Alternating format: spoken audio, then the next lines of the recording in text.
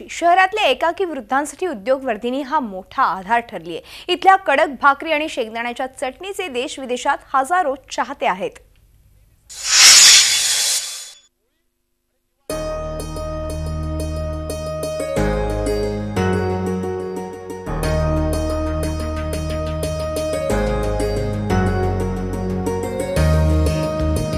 सोलापुरात भाकरी आणि जेवण तयार करण्याचा उद्योग सुरू आहे, तो गरजवंतांची भूक भागवण्यासाठी।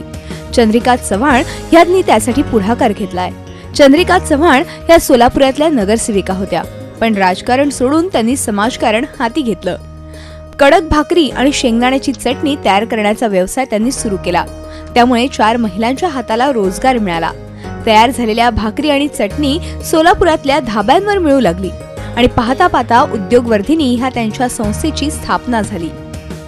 काही महिलांच्या अडचणीतून आम्ही पहिला सुरुवातीला भाकरी सुरू केली की सोलापूरला जी ओळख आहे ती सोलापूरची कडक भाकरी। हा उद्योग होऊ शकतो का, तर लोकांनी वेड्यातही काढलं की ह्या काही उद्योग होऊ शकत नाही, घरोघरी होते। पण मला माहित होतं की धाब्यावर विकत घेऊन जर माणूस खातो, मला स्वतःला करता येत नाही, म्हणजे मला विकत घ्यावा लागेल, तर माझा हा उद्योग चालू शकेल।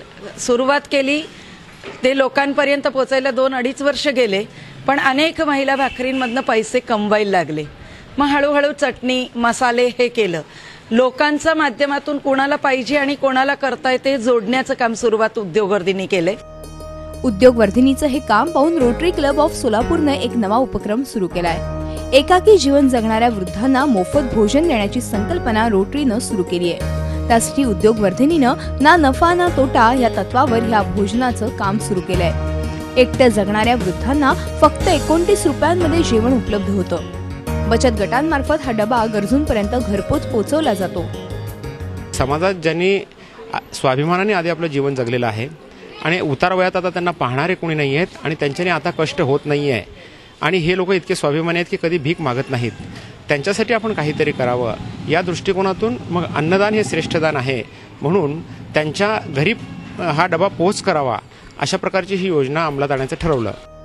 उद्योगवर्धिनीच्या कडक भाकरी आणि शेंगदाण्याच्या चटणीला आता अमेरिकेतूनही मागणी आहे। सध्या सोलापूर शहरात 3 ठिकाणी उद्योगवर्धिनीचा हा उपक्रम चालतोय, त्यामुळे अनेक वृद्धांची जेवणाची सोय झाली आणि अनेक महिलांनाही रोजगार मिळालाय। सोलापूरहून संजय पवारसह bureau report, Zee media, Mumbai.